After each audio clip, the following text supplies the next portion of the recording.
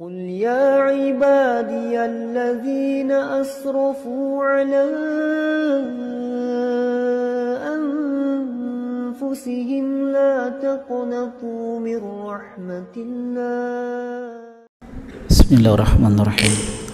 السلام عليكم ورحمة الله وبركاته.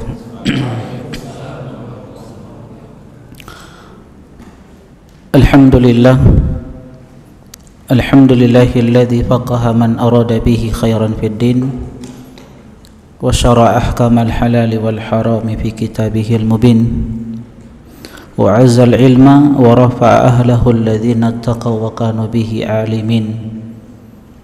Asyhadu an la ilaha illallah wahdahu la syarika lah wa bidzalika umirtu wa ana minal muslimin. Wa asyhadu anna Muhammadan abduhu wa rasuluhu alladzi arsala qawaida syar'i wa bayyanaha ahsana tabyin. Sallallahu alaihi wa ala alihi wa sahbihi wa man tabi'ahum bi ihsanin ila yaumiddin, amma ba'da. Ya ayyuhalladzina amanu taqullaha haqqa tuqatih wa la tamutunna illa wa antum muslimun. Ma'asyiral muslimin, jemaah sekalian, teman-teman ikhwani wa akhwati fillah, hafizani wa hafizakumullah. Alhamdulillah, kembali kita bisa melanjutkan kajian rutin kita dari pembahasan kitab Al-Jadid Syarhi Kitab Tauhid karya Syekh Sulaiman Al-Qur'awi rahimahullahu ta'ala. Dan kita akan masuk pada bab yang ke-34 yang dibawakan oleh penulis kitab Tauhid karya Syekhul Islam Muhammad bin Abdul Wahhab rahimahullahu ta'ala. Beliau menyebutkan babu minal iman as-sabru ala aqdarillah. Bab yang ke-34, bab yang berbicara tentang sabar terhadap takdir Allah Subhanahu wa ta'ala. Di pembahasan sebelumnya, di bab yang ke-33, kita telah membahas salah satu amalan dari amalan-amalan hati, rasa takut kepada Allah Subhanahu wa ta'ala dan rasa harap kita kepadanya. Di bab yang ke-34, penulis masih membawakan salah satu amalan hati yang paling agung berkaitan dengan kesabaran seorang hamba terhadap takdir Allah Subhanahu wa ta'ala. Dan kesabaran adalah perkara yang terpenting berkaitan dengan keimanan kita. Oleh karena itu, Imam Ahmad rahimahullahu ta'ala menyebutkan zakarallahu sabra fi tis'ina mawdi'an minal Qur'an. Saking hebatnya ibadah kesabaran ini, maka Allah Subhanahu wa ta'ala menyebutkan di dalam Al-Qur'an ada 90 kali Allah Subhanahu wa ta'ala menyebutkan kesabaran. Jadi di 90 tempat Allah Subhanahu wa ta'ala menyebutkan tentang kesabaran ini. Dan sahabat Ali bin Abi Thalib radhiyallahu ta'ala anhu pernah mengatakan, ala inna sabra minal iman bimanzilati ra'si minal jasadi.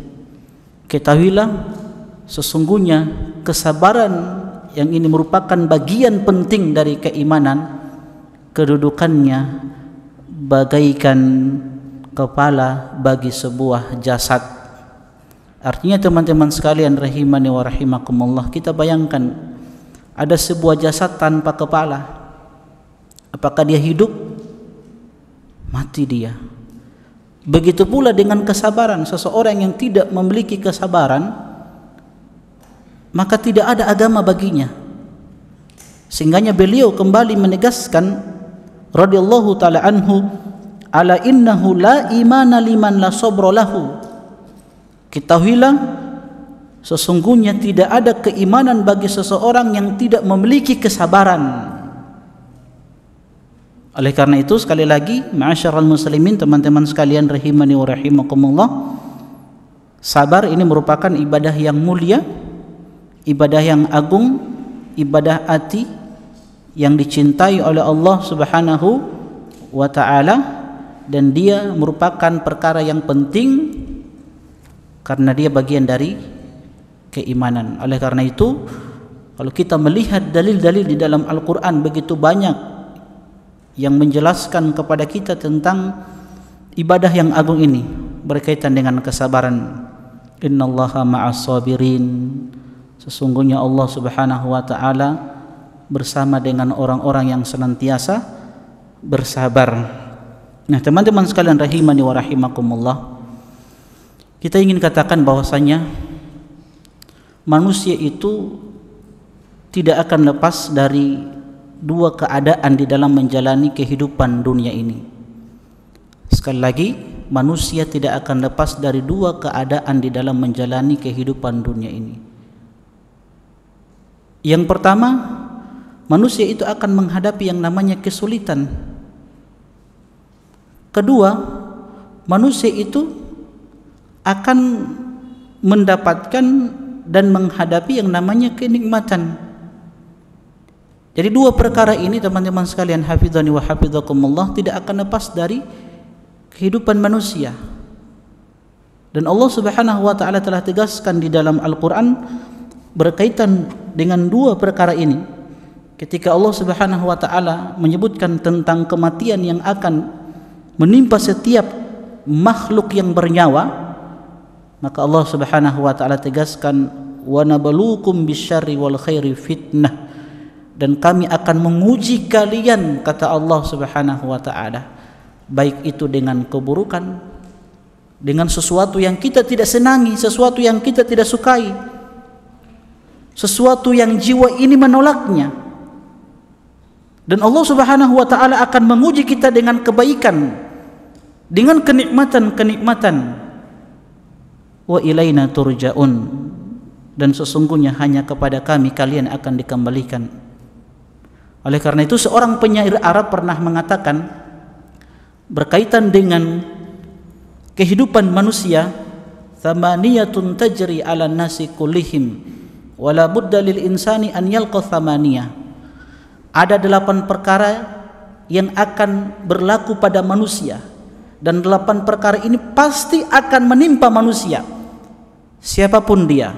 8 perkara ini dia akan hadapi. Apa 8 perkara itu? Kata penyair Arab, sururun wa husnun. Seseorang itu akan menghadapi yang namanya kebahagiaan, namun di sisi lain dia akan dihadapkan dengan kesulitan. 2 perkara. Wattima'un wa furqatun. Seseorang itu terkadang dihadapkan dengan sesuatu yang dia senangi. Dia akan berkumpul dengan orang-orang yang dia cintai, tapi ingat, ada satu hari nanti dia akan berpisah dengan orang-orang yang dia kasihi, orang-orang yang dia sayangi. Wa usrun wa yusrun. Seseorang itu akan dihadapkan dengan sesuatu yang dia tidak senangi, kesulitan, musibah, hal-hal yang dibenci oleh jiwa. Tapi kata penyair Arab, di sisi lain dia akan dihadapkan dengan apa? Sesuatu yang mudah. Ada kemudahan-kemudahan yang akan Allah Subhanahu wa ta'ala berikan kepadanya. Thumma sukmun wa afiyah. Kemudian seseorang itu akan dihadapkan dengan berbagai macam penyakit. Dia akan sakit, tapi ingat, di satu hari nanti Allah Subhanahu wa ta'ala berikan dia kesehatan. Jadi 8 perkara ini, teman-teman sekalian, hafidhani wa hafidhakumullah, sesuatu yang akan menimpa kita, dan inilah takdir. Kalau kita berbicara takdir Allah, karena takdir Allah itu adalah ketetapan yang Allah Subhanahu wa ta'ala tetapkan untuk hamba-hambanya, min khairin wa syarrin wa sa'adatin wa syaqawatin, min imanin wa kufrin wa ghina wa faqrin. Sesuatu yang telah ditetapkan oleh Allah Subhanahu wa ta'ala yang akan menimpa hamba-hambanya, dari kebaikan, keburukan, keimanan, kekufuran, kebahagiaan, kesengsaraan, rasa sakit, sehat, kemiskinan, kekayaan.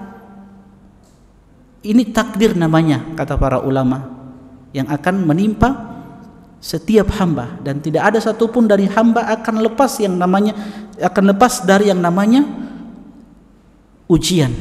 Karena memang di dalam Al-Quran Allah Subhanahu wa ta'ala telah menegaskan, Alif Lam Mim, ahasiban nas an yutraku an yaqulu amanna wa hum la yuftanun. Apakah manusia mengira bahwasanya mereka dibiarkan untuk mengucapkan kami beriman kepada Allah, kami beriman kepada hari akhir, kami beriman kepada Rasulnya sallallahu alaihi wasallam, wa hum la yuftanun, sedangkan mereka tidak diberikan ujian? Ternyata ujian itu, kata Allah, fala ya'lamanna Allahu alladhina shadaqu wa la ya'lamanna al-kadhibin. Tujuan dari ujian itu adalah agar Allah Subhanahu wa taala mengetahui siapa yang betul-betul jujur keimanan mereka kepada Allah dan siapa yang dusta keimanannya kepada Allah Subhanahu wa ta'ala. Jadi teman-teman sekalian rahimani wa rahimakumullah, setiap dari kita, dari hamba-hamba Allah Subhanahu wa ta'ala, akan diuji oleh Allah Subhanahu wa ta'ala. Ini merupakan sunnatullah, ketetapan yang Allah tetapkan untuk hamba-hambanya. Nah teman-teman sekalian rahimani wa rahimakumullah, di sini penulis Syekhul Islam Muhammad bin Abdul Wahhab rahimahullahu taala membawakan beberapa dalil yang berkaitan dengan kesabaran terhadap takdir Allah Subhanahu wa taala. Imam Ibnu Qayyim rahimahullahu taala menegaskan bahwasanya kesabaran itu ada 3. Beliau katakan yang pertama, sabrun ala faraidillah fala yudayyi'uha. Kesabaran yang pertama adalah sabar terhadap apa-apa yang Allah Subhanahu wa taala wajibkan kepada hamba-hambanya. Sabar di dalam menjalankan ketaatan kepada Allah Subhanahu wa taala. Oleh karena itu kata beliau, maka jangan sia-siakan perkara yang pertama ini. Sabar yang kedua kata beliau, wasabrun an maharimihi fala yartakibuha. Tingkatan kesabaran yang kedua kata Syekhul Islam atau Imam Ibnu Qayyim rahimahullahu taala adalah bersabar dari perkara-perkara yang diharamkan oleh Allah Subhanahu wa taala. Maka seseorang jangan mengerjakan sesuatu yang dibenci oleh Allah Subhanahu wa taala. Dan kesabaran yang ketiga kata beliau, wasabrun ala aqdarihi, bersabar terhadap ketetapan dan ketentuan Allah Subhanahu wa taala. Fala yatasakhatuha, maka janganlah dia membenci ketetapan Allah Subhanahu wa taala. Dari 3 kesabaran yang telah dijelaskan dan disebutkan oleh Imam Ibnu Qayyim Al-Jauziyah rahimahullahu taala, penulis kitab Syekhul Islam Muhammad bin Abdul Wahhab rahimahullahu taala ingin menegaskan kesabaran yang ketiga ini. Kesabaran terhadap takdir Allah Subhanahu wa taala. Apa itu takdir? Sebuah ketetapan yang Allah tetapkan untuk hamba-hambanya dari perkara-perkara apa? Kebaikan, keburukan, kekufuran, keimanan, kebahagiaan, kesengsaraan, rasa sakit, kesehatan, kekayaan, kemiskinan, dan perkara-perkara yang lainnya yang itu berlaku pada hamba-hamba Allah Subhanahu wa ta'ala. Nah, kalau kita melihat dari tingkatan-tingkatan kesabaran teman-teman sekalian yang disebutkan oleh Imam Ibnu Qayyim rahimahullahu ta'ala, mana yang paling utama, mana yang paling besar pahalanya di sisi Allah Subhanahu wa ta'ala? Apakah kesabaran di dalam menjalankan ketaatan dan kesabaran di dalam meninggalkan hal-hal yang diharamkan oleh Allah Subhanahu wa ta'ala, atau kesabaran di dalam menghadapi ketentuan Allah Subhanahu wa ta'ala? Ya, mana yang paling utama? Nah, sebagian para ulama mengatakan yang paling utama adalah bersabar di dalam menjalankan ketaatan kepada Allah Subhanahu wa taala, meninggalkan hal-hal yang diharamkan oleh Allah Subhanahu wa taala. Sebab ini ikhtiari, sesuatu yang diberikan oleh Allah berupa pilihan untuk hamba-hambanya. Dia memilih untuk dia bersabar atau dia melakukan hal-hal yang diharamkan oleh Allah Subhanahu wa taala. Adapun kesabaran yang ketiga, sabar terhadap takdir Allah Subhanahu wa taala, ini sifatnya ittirari, lawan dari ikhtiari. Sesuatu yang kita tidak diberikan pilihan, sesuatu yang memang kita terpaksa harus menerimanya, yang memang Allah Subhanahu wa taala telah tetapkan.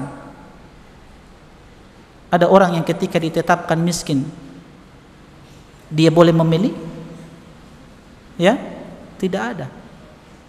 Ini ittirari namanya. Adapun yang pertama, yang kedua, itu sifatnya ikhtiyari. Sehingganya kata para ulama, karena dia melawan syahwat dia, nafsu dia yang senantiasa memerintahkan kepada hal-hal yang buruk, itulah yang menjadikan dua kesabaran ini lebih utama dari kesabaran yang ketiga. Paham ya? Tapi kata para ulama, sebagiannya mengatakan tergantung. Ada kondisi di mana memang kesabaran yang ketiga ini lebih utama daripada kesabaran yang pertama dan kesabaran yang kedua. Ala kulli hal, teman-teman sekalian rahimani wa rahimakumullah, seorang hamba harus menyempurnakan ketiga kesabaran ini. Dan seorang hamba ya di dalam menghadapi kehidupan dunia ini, yang dia tidak akan lepas dari yang namanya hal-hal yang dia tidak sukai dan hal-hal yang dia senangi dari kenikmatan-kenikmatan, maka hendaklah dia hadapi kehidupan ini dengan kesabaran dan kesyukuran. Makanya Rasulullah SAW ketika menyebutkan tentang perkara orang yang beriman, ajaban li amril mu'min inna amrahu kullahu khair. Sungguh menakjubkan perkara orang yang beriman itu, semua perkara dia itu baik baginya, kata Nabi SAW. In asabathu dharra sabar fakana khairun lah. Yang kata Nabi SAW, kalau dia ditimpa dengan sesuatu yang dia tidak sukai dari hal-hal yang dia tidak senangi, maka dia bersabar dan itu baik untuknya. Wa in asabathu sarra syakar fakana khairun lah. Kalau dia ditimpa dengan sesuatu yang dia senangi dari kenikmatan-kenikmatan, maka dia bersyukur kepada Allah Subhanahu wa taala dan itu pun baik untuknya. Oleh karena itu sekali lagi, orang yang beriman, orang yang bertauhid, hendaklah di dalam menghadapi kehidupan dunia ini dihadapi dengan apa? Kesabaran dan kesyukuran. Sesuatu yang menimpa kita dari hal-hal yang kita tidak senangi itu sebenarnya baik. Ya, baik. Dan kita akan jelaskan insyaallah. Teman-teman sekalian rahimani wa rahimakumullah. Dalil yang pertama yang dibawakan oleh penulis kitab Syekhul Islam Muhammad bin Abdul Wahhab rahimahullahu taala, firman Allah dalam surat At-Taghabun ayat yang ke-11, Allah Subhanahu wa taala berfirman, ma asaba mim musibatin illa biidznillah wa may yu'min billahi yahdi qalba wallahu bikulli syai'in alim. Tidak ada satupun musibah yang menimpa seseorang kecuali dengan izin dari Allah Subhanahu wa taala. Jadi apapun yang menimpa kita dari kenikmatan, kesulitan, sesuatu yang kita tidak senangi, semua atas izin dari Allah Subhanahu wa taala. Wa may yu'min billah yahdi qalbah. Siapa yang beriman kepada Allah Subhanahu wa taala, maka niscaya dia Allah Subhanahu wa taala akan memberikan petunjuk kepada hatinya. Wallahu bikulli syai'in alim, dan Allah Subhanahu wa taala mengetahui segala sesuatu. Teman-teman sekalian rahimani wa rahimakumullah, kita baca penjelasan Syekh Sulaiman Al-Qarawi rahimahullahu taala berkaitan dengan ayat yang mulia ini. Kata penulis di halaman 430, dalam ayat ini Allah Subhanahu wa taala mengabarkan kepada kita bahwasanya tidak ada suatu musibah di antara musibah-musibah yang menimpa seseorang, baik pada dirinya, hartanya, atau lainnya, kecuali ia terjadi karena qadha dan qadar Allah Subhanahu wa taala yang pasti terjadi dan tidak mungkin tidak. Itulah takdir ya. Sekali lagi, takdir itu apa? Apa-apa yang Allah Subhanahu wa taala tetapkan bagi hamba-hambanya dari kebaikan, keburukan, keimanan, kekufuran, kebahagiaan, kesengsaraan, rasa sakit, sehat, kemiskinan, kekayaan, dan hal-hal yang lainnya yang tidak, atau hal-hal yang lainnya yang berlaku pada manusia. Jadi semua yang terjadi itu berdasarkan takdir Allah Subhanahu wa taala. Nah, teman-teman sekalian rahimani wa rahimakumullah, berkaitan dengan takdir Allah Subhanahu wa taala, ada hal yang perlu kita ketahui supaya betul-betul keimanan kita terhadap takdir Allah Subhanahu wa taala, yang ini merupakan iman yang ke berapa? Kelima atau ketujuh? Kelima atau ketujuh? Keenam. Beriman terhadap takdir Allah Subhanahu wa taala yang baik dan yang buruknya. Nah, ada perkara yang perlu kita perhatikan berkaitan dengan keimanan kita terhadap takdir Allah Subhanahu wa taala yang baik dan yang buruknya, agar betul-betul keimanan kita itu benar, tidak menyimpang. Nah, berkaitan dengan keimanan kita terhadap takdir Allah Subhanahu wa taala, maka ada 4 yang mesti kita ketahui yang berkaitan dengan keimanan kita terhadap takdir Allah Subhanahu wa taala. Apa 4 perkara itu supaya betul-betul keimanan kita terhadap takdir Allah itu benar, tidak menyimpang? Pertama yang harus kita ketahui berkaitan dengan takdir Allah Subhanahu wa taala adalah al-ilmu, tentang ilmu Allah Subhanahu wa taala. Apa itu ilmu Allah Subhanahu wa taala? Keyakinan seorang hamba bahwa segala sesuatu itu diketahui oleh Allah Subhanahu wa taala, baik itu sesuatu yang telah terjadi, segala sesuatu yang terjadi di alam dunia ini yang telah terjadi itu diketahui oleh Allah Subhanahu wa taala. Segala sesuatu yang sedang terjadi, yang akan terjadi, bahkan ilmu Allah Subhanahu wa taala tentang segala sesuatu yang tidak akan terjadi, kalau dia terjadi, bagaimana dia terjadi, itu diketahui oleh Allah Subhanahu wa taala. Ini menunjukkan luasnya ilmu Allah Subhanahu wa taala. Dalilnya apa? Ini yang dibawakan oleh penulis rahimahullahu taala yang pertama. Wa may yu'min billahi yahdi qalbah. Siapa yang beriman kepada Allah, maka Allah Subhanahu wa taala akan memberikan petunjuk kepada hatinya, hidayah kepada hatinya. Wallahu bikulli syai'in alim. Bahwasanya Allah Subhanahu wa taala mengetahui segala sesuatu. Jadi itu ilmu maksudnya, keimanan seorang hamba bahwa Allah Subhanahu wa taala mengetahui segala sesuatu yang telah terjadi, yang sedang terjadi, yang akan terjadi, ya, dan ilmu Allah Subhanahu wa taala terhadap segala sesuatu yang tidak akan terjadi. Kalau dia terjadi, andai kata dia terjadi dan bagaimana itu terjadi, itu diketahui oleh Allah Subhanahu wa taala.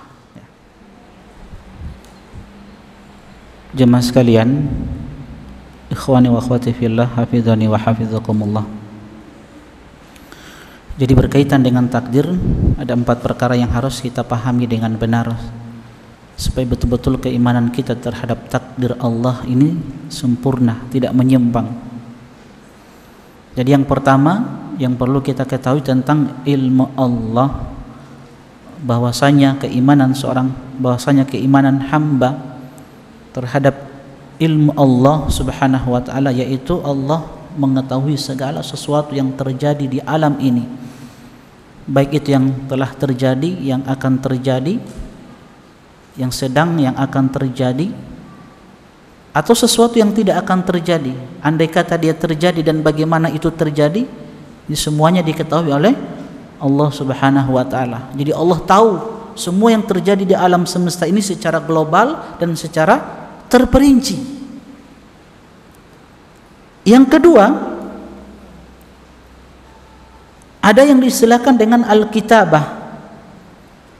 Apa itu al-kitabah? Al-kitabah pencatatan. Maksudnya teman-teman sekalian rahimani wa rahimakumullah, segala sesuatu yang terjadi di alam semesta ini telah ditetapkan, telah dicatat oleh Allah Subhanahu wa taala. Dalilnya apa? Sebagaimana yang disebutkan oleh Nabi sallallahu alaihi wasallam dalam riwayat Muslim, kataballahu maqadiral khalqi qabla an yakhluqas samawati wal arda bi 50,000 sana. Jadi Allah Subhanahu wa taala telah mencatat takdirnya, mencatat takdir setiap makhluk itu sebelum Allah Subhanahu wa taala menciptakan langit dan bumi 50.000 tahun. Jadi 50.000 tahun sebelum Allah Subhanahu wa taala ciptakan langit dan bumi, Allah Subhanahu wa taala telah catatkan takdir setiap hamba-hambanya, baik itu takdir sanawi, ya, ataupun takdir yang Allah Subhanahu wa taala telah catat dalam Lauhul Mahfuz. Ada yang yaumi, ini nanti penjelasan pada pembahasan takdir insyaallah. Dan Rasulullah sallallahu alaihi wasallam bersabda, la yajidu 'abdun halawatal iman hatta ya'lam anna ma asabahu lam yakun liyukhti'ahu. Seorang hamba itu tidak akan merasakan manisnya keimanan sampai betul-betul dia mengetahui anna ma asabahu lam yakun liyukhti'ahu, apa saja yang Allah Subhanahu wa taala tetapkan untuknya lam yakun liyukhti'ahu, pasti tidak akan meleset, dia tidak bisa berlari darinya. Wa ma akhta'ahu lam yakun liyusibah, dan sesuatu yang Allah Subhanahu wa taala tidak tetapkan untuknya itu tidak akan menimpa dirinya. Jadi semua yang ada, yang terjadi di alam semesta ini itu telah tercatat, ya, dengan sempurna 50.000 tahun sebelum Allah Subhanahu wa taala ciptakan langit dan bumi. Kita hadir di majelis ilmu ini, ya, ini sudah dicatat oleh Allah Subhanahu wa taala 50.000 tahun sebelum Allah ciptakan langit dan bumi ini. Kita hadir di tempat ini, itu sudah dicatat. Yang bawa buku, ya, yang menulis, itu sudah dicatat oleh Allah Subhanahu wa taala. Yang tidak membawa buku pun sudah ada catatannya, ya, sudah tercatat semuanya. Ini harus kita imani. Semua yang terjadi telah dicatat oleh Allah Subhanahu wa taala. Sehingga seorang hamba ketika dia ditimpa sesuatu yang dia tidak senangi, maka dia akan mengatakan masya Allah, dia akan mengatakan qadarallahu masya'a fa'al. Semua telah ditetapkan oleh Allah Subhanahu wa taala, telah dikehendaki oleh Allah Subhanahu wa taala. Sehingga yang ketiga apa? Masyiah, ada kehendak Allah Subhanahu wa taala. Masyiah, kehendak Allah Subhanahu wa taala. Apa maksudnya masyiah? Maksudnya masyiah ini kehendak Allah, apa yang terjadi di alam semesta ini itu atas kehendak Allah Subhanahu wa taala.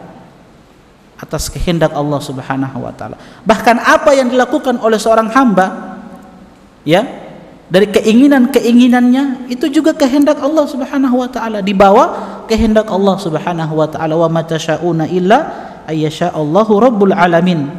Dan tidaklah kalian berkeinginan untuk melakukan sesuatu kecuali keinginan kalian itu, kehendak kalian itu dibawa kehendak Allah Subhanahu wa taala. Dan yang keempat, ada yang disebut dengan al-khalq, penciptaan. Apa maksudnya penciptaan? Maksudnya segala sesuatu yang ada di alam ini adalah makhluk yang diciptakan oleh Allah Subhanahu wa taala. Jadi ada hasil perbuatan Allah Subhanahu wa taala dan ada hasil perbuatan hamba-hambanya. Perbuatan Allah Subhanahu wa taala seperti Allah menurunkan hujan, Allah Subhanahu wa taala menghidupkan tumbuh-tumbuhan dan selainnya. Dan ada perbuatan-perbuatan manusia. Dalilnya apa? Allah Subhanahu wa taala berfirman, "Wallahu khalaqakum wa ma ta'malun." Dan Dia Allah Subhanahu wa taala yang telah menciptakan kalian. Dan Dia pula Allah Subhanahu wa taala yang telah menciptakan perbuatan-perbuatan kalian. Jadi apa yang kita perbuat, keinginan kita itu perbuat apa? Itu ciptaan Allah Subhanahu wa ta'ala. Dan sekali lagi, tidaklah kita berkeinginan kecuali keinginan kita dibawa kehendak Allah Subhanahu wa ta'ala. Jadi 4 perkara ini harus kita ilmui dengan benar. Yang pertama ilmu, kemudian kitabah, kemudian masyiah, kemudian al-khalq. Kalau ini benar, maka Allah Subhanahu wa ta'ala akan memberi orang tersebut taufik untuk ridha dan merasakan ketenangan akan hikmah Allah Subhanahu wa taala. Hal itu karena Allah Subhanahu wa taala Maha mengetahui apa-apa yang mendatangkan kemaslahatan bagi hamba-hambanya. Juga Maha lembut lagi Maha pengasih kepada mereka. Jadi semua yang Allah Subhanahu wa taala takdirkan itu sebenarnya hakikatnya baik untuk hamba-hambanya. Tidak ada yang buruk. Makanya Nabi mengatakan wasyarru laisa ilaik, dan keburukan itu tidak dinisbatkan kepadamu ya Allah. Artinya perbuatan-perbuatan Allah itu semuanya baik. Tidak ada yang buruk. Allah ciptakan iblis. Itu hakikatnya itu baik. Ada hikmahnya Allah ciptakan iblis. Memang dalam pandangan manusia itu buruk. Tapi dalam perbuatan Allah itu baik. Kan ada hikmahnya. Apa salah satu hikmah Allah ciptakan iblis? Apa hikmahnya?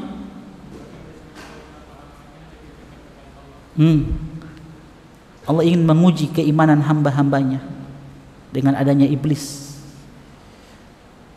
Yang kedua, apa adanya iblis? Allah ciptakan iblis supaya ada hamba-hamba yang mau kembali kepada Allah Subhanahu wa taala, bertobat kepada Allah Subhanahu wa taala. Dan dengan adanya iblis, maka akan terlihat hamba-hamba yang betul-betul beriman, yang kuat keimanannya, yang kuat ketakwaannya kepada Allah Subhanahu wa taala. Makanya teman-teman sekalian, kalau kita melihat di halaman 432, Alqamah rahimahullahu ta'ala berkata berkaitan dengan ayat yang pertama yang dibawakan oleh penulis di halaman 432. Apa yang beliau katakan berkaitan dengan ayat ini? Ayat dalam surat apa? At-Taghabun ayat yang ke-11. Wa may yu'min billah yahdi qalbah. Siapa yang beriman kepada Allah, maka Allah berikan petunjuk kepada hatinya. Wallahu bikulli syai'in alim. Allah Subhanahu wa taala Maha mengetahui segala sesuatu. Apa kata beliau berkaitan dengan ayat yang mulia ini? Kata beliau, huwar rajulu tusibuhul musibatu faya'lamu annaha min indillah fayarda wa yusallim. Dia adalah seseorang, dia ini maksudnya orang yang Allah berikan petunjuk iman kepada hatinya. Siapa dia? Dia adalah seseorang yang ketika ditimpa musibah faya'lam, dia mengetahui annaha min indillah, bahwa musibah itu, sesuatu yang dia tidak sukai itu datang dari sisi Allah Subhanahu wa taala. Maka dia apa yang dia lakukan? Apa sikap dia?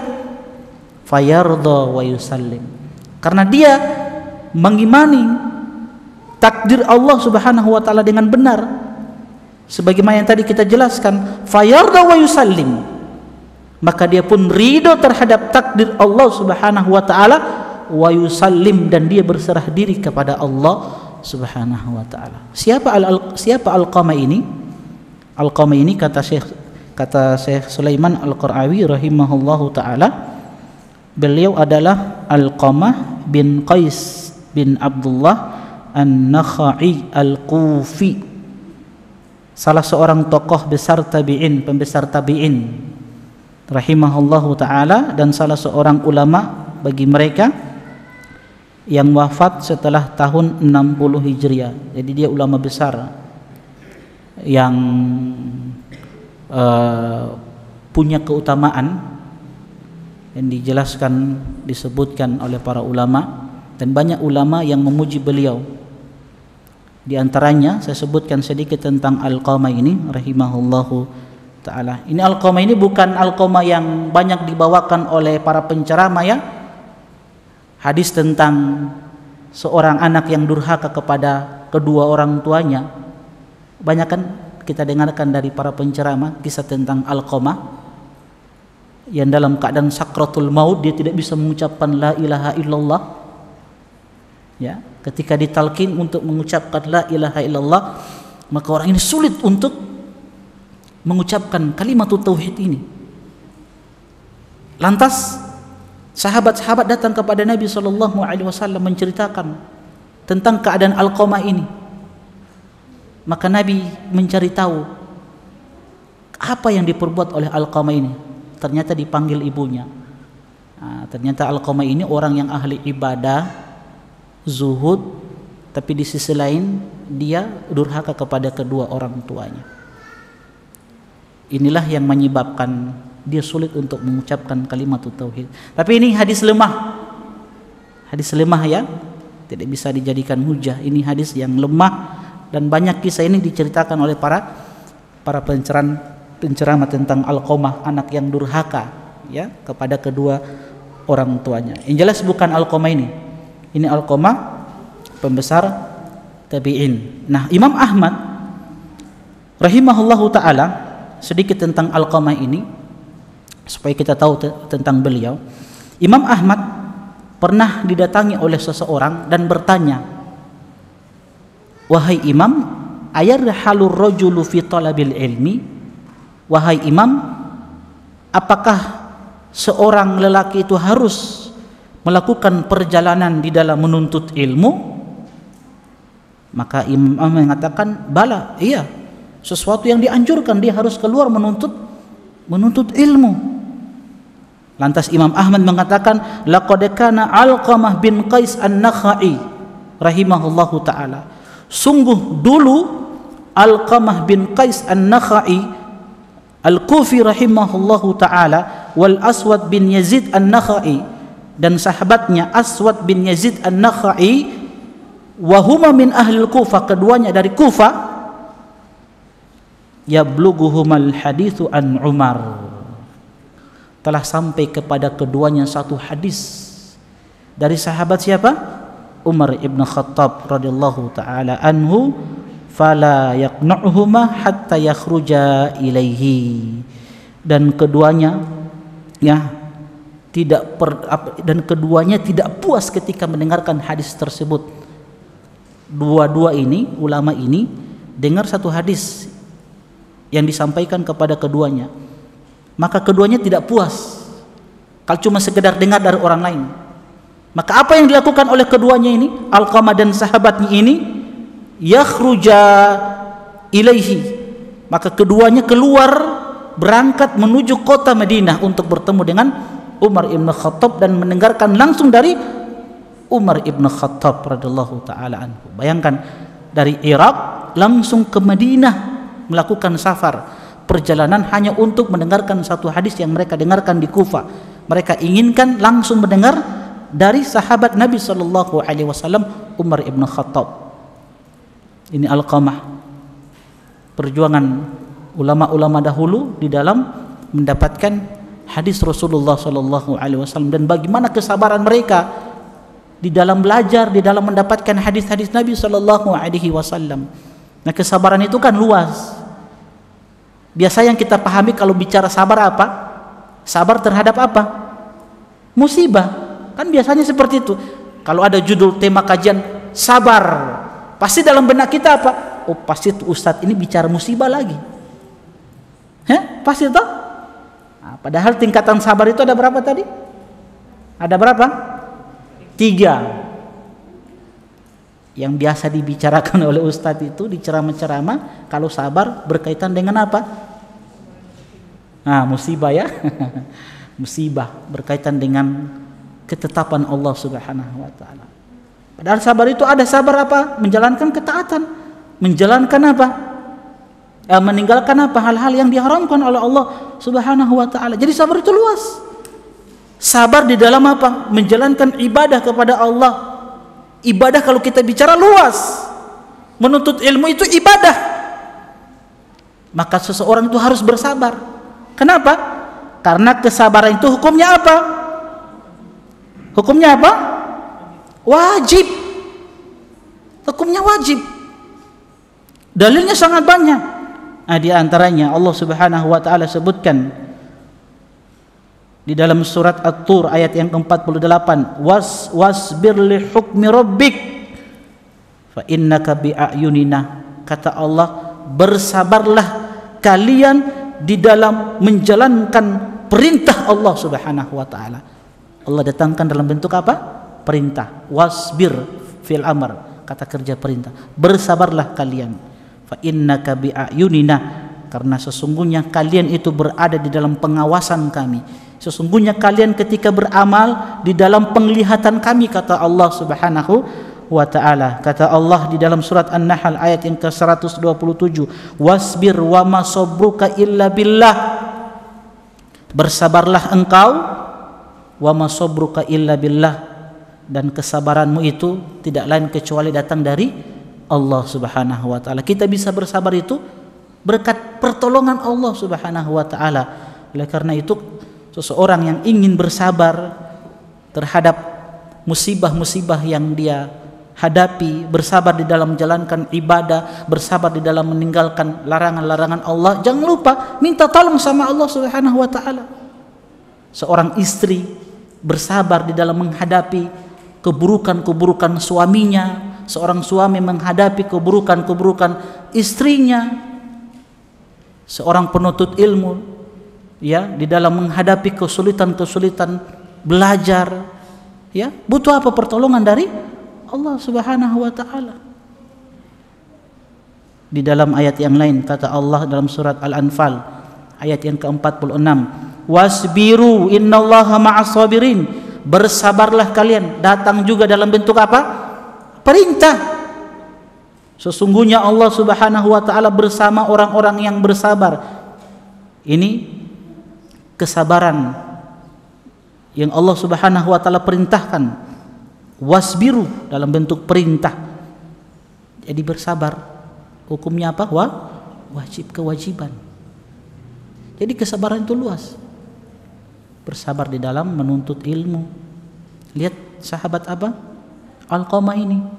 Mereka harus keluar bersabar mencari satu hadis, melakukan safar perjalanan yang panjang. Jabir bin Abdullah, kisah yang ma'ruf ya. Kalau kita berbicara tentang keutamaan menuntut ilmu, bagaimana kesabaran beliau di dalam mendapatkan satu hadis, melakukan perjalanan selama 1 bulan hanya untuk mendapatkan satu hadis. Bersabar di dalam menuntut ilmu, bersabar di dalam belajar, bersabar di dalam menjalankan ibadah, sholat 5 waktu, puasa di bulan Ramadan, bersabar di dalam menghadapi teman-teman yang buruk, menghadapi tetangga yang buruk, bersabar menghadapi pasangan, ya istri yang kuat marah, sabar. Istri juga harus bersabar menghadapi suami yang poligami misalkan, sabar. Ya bersabar. Dituntut kesabaran itu teman-teman sekalian. Jadi namanya kesabaran itu luas. Bukan saja sabar di dalam menghadapi musibah-musibah, tapi bersabar di dalam menjalankan ketaatan. ibadah kepada Allah Subhanahu wa taala. Makanya kita katakan tadi, mana yang paling utama? Sabar di dalam menjalankan perintah dan meninggalkan larangan, atau kesabaran di dalam menghadapi takdir Allah? Hah? Mana yang paling utama? Ini. Sabar di dalam menjalankan ketaatan kepada Allah Subhanahu wa taala. Sebab kata Allah apa? Wa'bud rabbaka hatta ya'tiyakal yakin. Beribadalah engkau kepada Allah hatta ya'tiyakal yakin. Sampai datang kepadamu al-yakin, kematian. Sampai datang kepada kalian kematian. Beribadah kepada Allah. Adapun musibah-musibah ujian itu tidak selamanya. Tidak selamanya menimpa kita.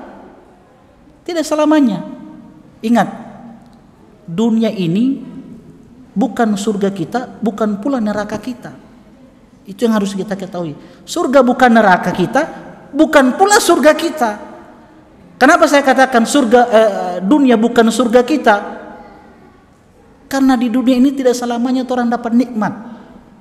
Tidak selamanya senang, nikmat, bahagia. Tidak.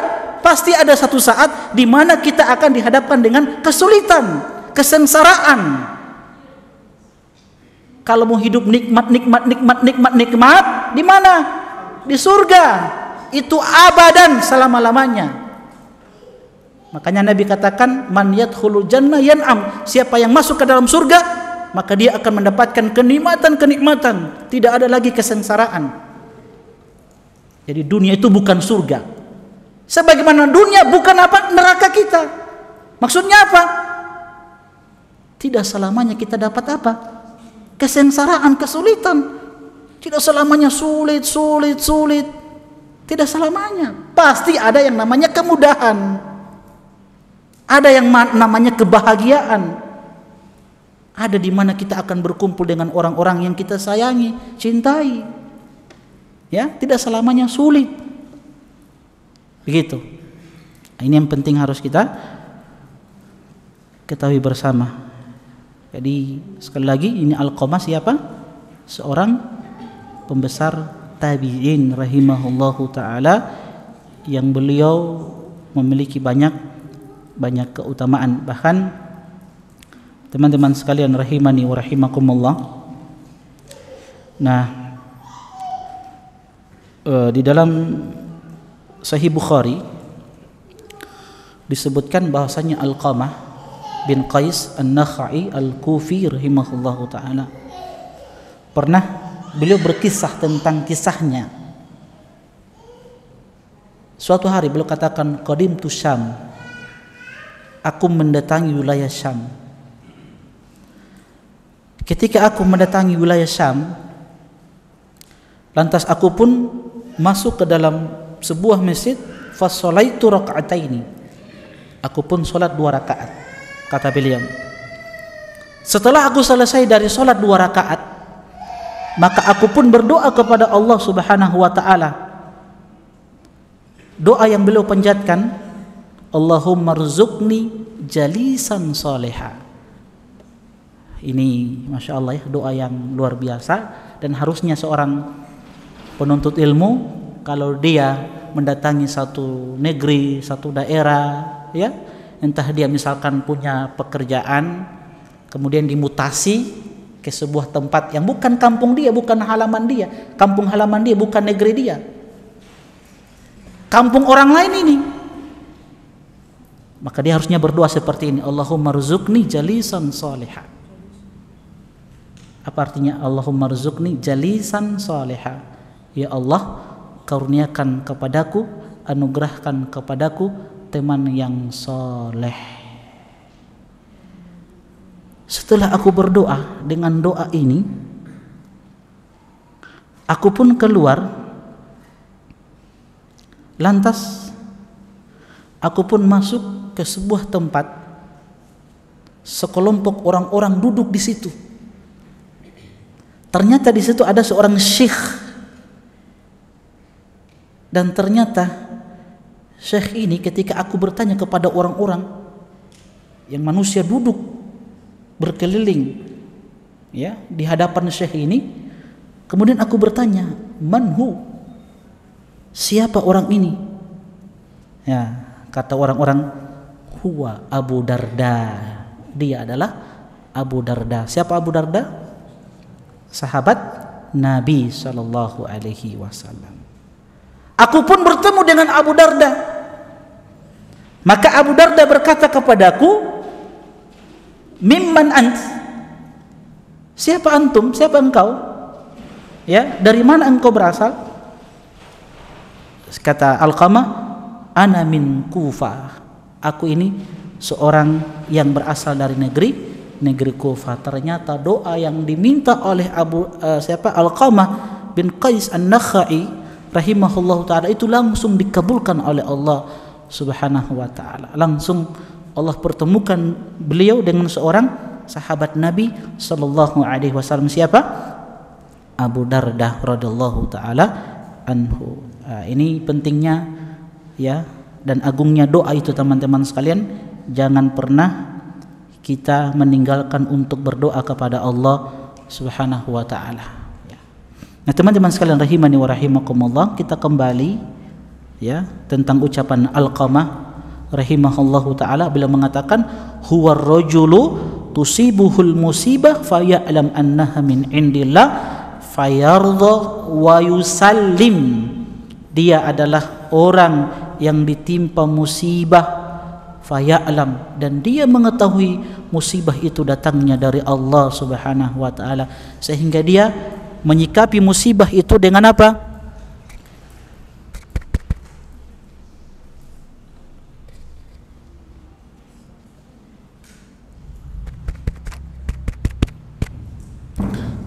Sehingga dia menghadapi musibah tersebut dengan apa? Dengan ridho terhadap keputusan dan ketetapan Allah Subhanahu wa taala, dan dia berserah diri kepada Allah Subhanahu wa taala. Apa faedah yang bisa kita ambil dari ayat yang pertama ini? Dalil yang pertama, kata penulis kitab, pertama bahwa keburukan itu sama halnya seperti kebaikan. Keduanya ditakdirkan oleh Allah Subhanahu wa taala. Jadi keburukan dan kebaikan itu sebenarnya baik untuk hamba-hambanya, ya. Dari sisi perbuatan Allah yang kita tidak senangi itu baik, tapi dalam pandangan manusia itu buruk, ya. Jadi hakikatnya semua yang menimpa manusia itu baik, ada hikmahnya. Ketika Allah Subhanahu wa taala berikan musibah, ya, kerusakan yang terjadi di bumi, ya, di daratan, di lautan, zaharul fasadu fil bari wal bahri bima kasabat aydin nas, telah nampak kerusakan di daratan dan di lautan. Nah, pertanyaannya, apakah Allah itu suka dengan kerusakan?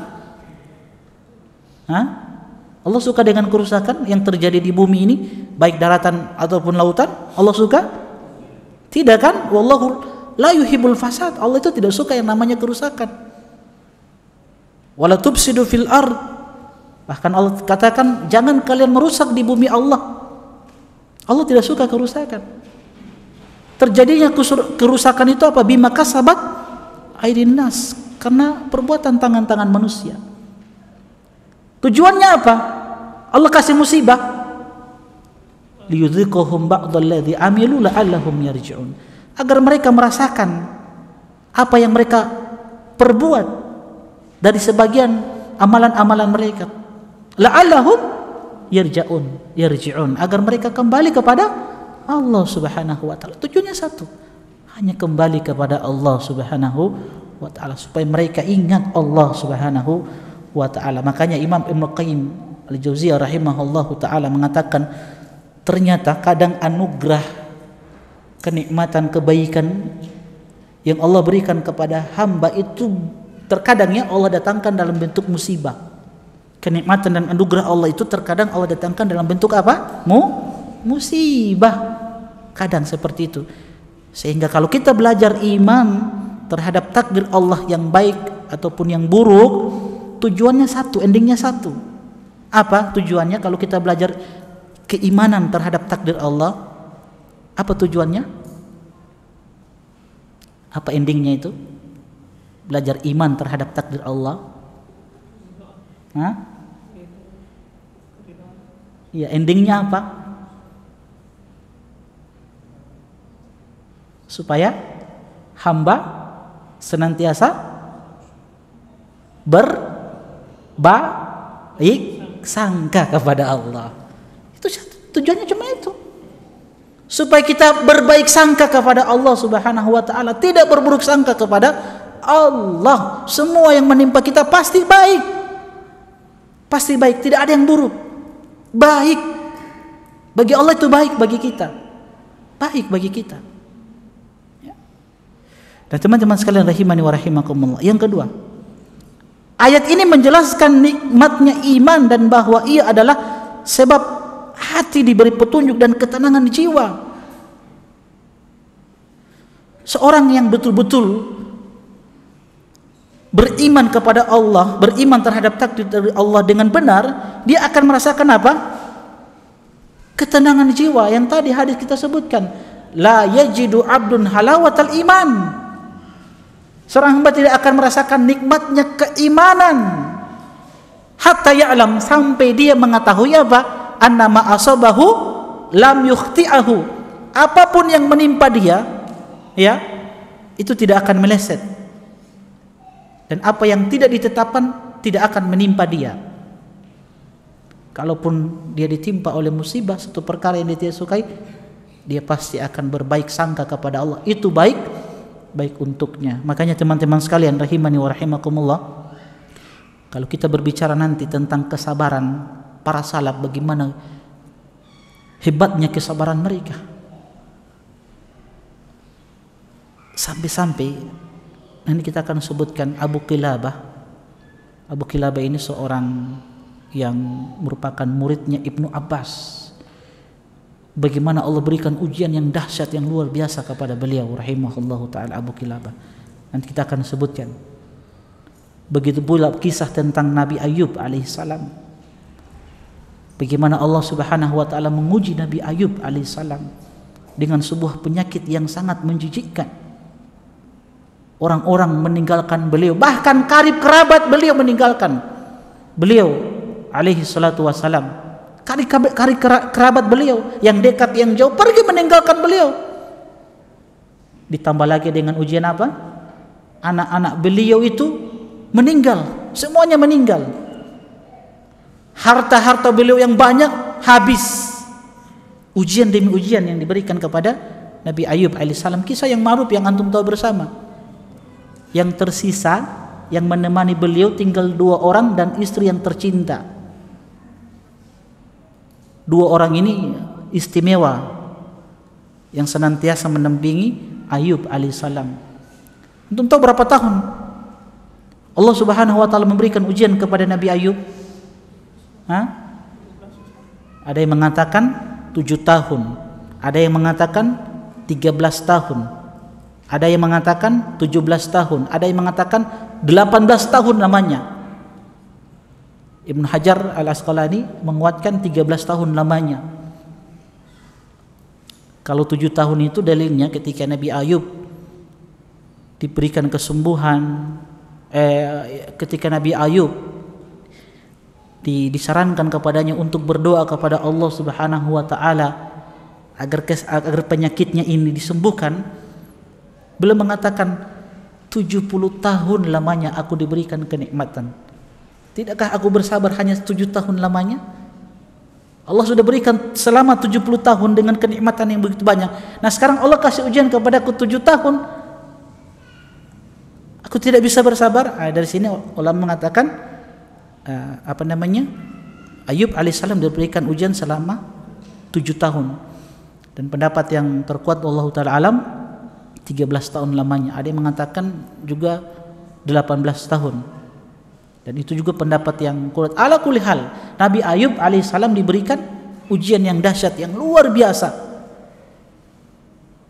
Yang menemani cuma 2 orang ini dan istri yang tercinta. Ini pun 2 orang ini cuma datang kemudian pergi. Ya. Tidak merawat 24 jam. Bukan seperti perawat COVID, bukan. Enggak.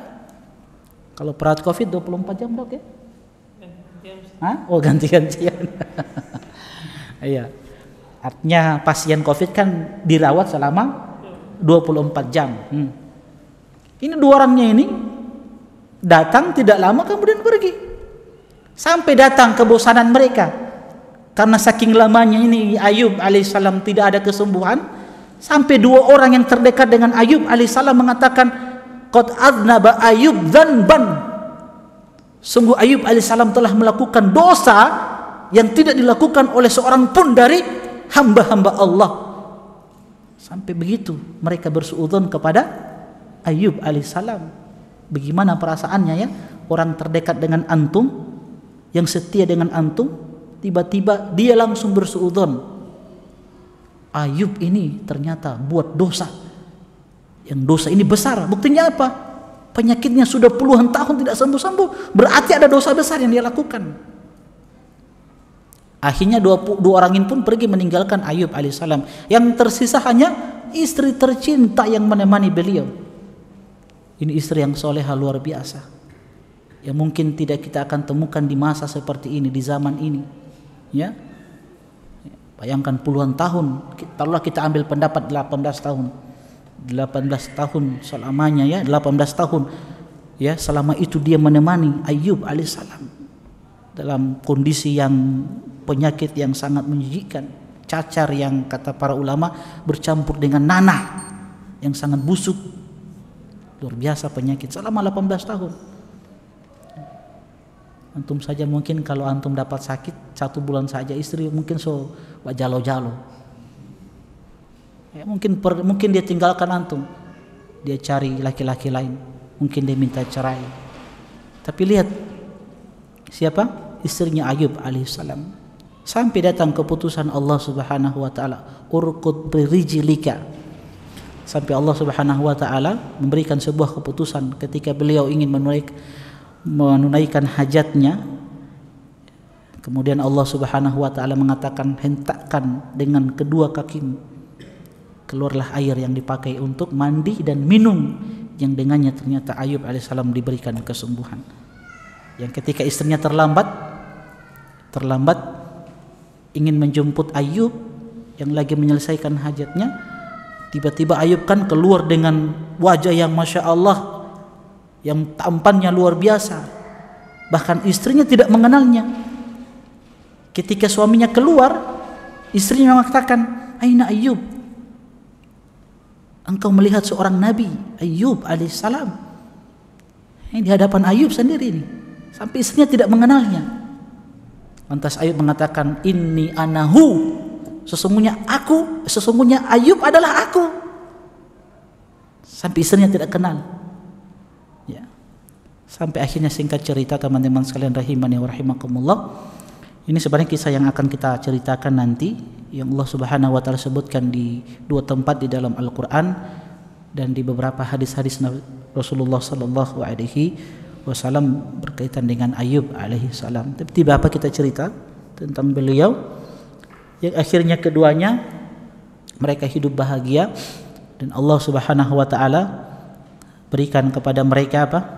Anak keturunan sebagai pengganti yang Allah Subhanahu wa taala ambil pada masa-masa sebelumnya. Dan ini Allah Subhanahu wa taala sebutkan dalam surat Al-Anbiya ayat yang ke-83, wa ayyuba idnada rabbahu anni massani ad-durr wa anta arhamur rahimin. Dan ingatlah wahai Muhammad sallallahu alaihi wasallam, ketika Ayub berdoa bermunajat kepada Rabb-nya, sesungguhnya aku ditimpa mudarat, sebuah penyakit, wa anta arhamur rahimin, dan engkau adalah zat yang maha penyayang, maha pengasih. Lantas Allah mengatakan, fastajabna lahu fakashafna ma bihi min durrin. Kami jawab doa yang diminta oleh Allah, diminta oleh Ayub alaihissalam, dan kami sembuhkan penyakitnya. Wa atainahu ahlahu wa mithlahum ma'ahum rahmatan min indina wa dzikra lil abidin. Dan kami berikan kepada Ayub keluarganya sebagai pengganti yang semisal dengannya, bahkan lebih. Ayub dikisahkan dalam riwayat yang sahih, setelah diberikan kesembuhan, istrinya yang sudah tua, ya, itu dijadikan oleh Allah Subhanahu wa taala menjadi istri yang cantik, muda, ya, bahkan memberikan keturunan yang banyak. yang disebutkan dalam riwayat ada 26 anak-anak yang dilahirkan oleh istrinya Ayub setelah kesembuhan yang Allah berikan kepadanya. Yang tadinya anak-anak diambil oleh Allah, diberikan sebagai pengganti anak-anak yang soleh dan solehat. Bahkan hartanya itu kembali diberikan oleh Allah Subhanahu wa ta'ala sebagai rahmat dari sisi kami, wa dzikra lil abidin, dan sebagai peringatan bagi hamba-hamba Allah Subhanahu wa ta'ala. Insyaallah teman-teman sekalian rahimani wa rahimakumullah, masih ada 3 kisah yang insyaallah kita akan ceritakan berkaitan dengan kesabaran para salaf yang hendaknya kita mengambil ibrah, pelajaran ya. Di antaranya kisah Abu Kilabah yang merupakan murid Ibnu Abbas radhiyallahu taala anhu, dan dalil-dalil yang lainnya yang dibawakan oleh Syekhul Islam Muhammad bin Abdul Wahhab rahimahullahu taala berkaitan dengan bab yang ke-34 ya. Ada hadis Nabi sallallahu alaihi wasallam, ada 3 hadis ya, ada 3 hadis yang insyaallah kita akan jelaskan pada pertemuan selanjutnya. Wallahu taala alam. Kita tutup dengan doa kafaratul majelis. Subhanakallahumma bihamdik, asyhadu an la ilaha illa anta, astaghfiruka wa atubu ilaik. Assalamualaikum warahmatullahi wabarakatuh.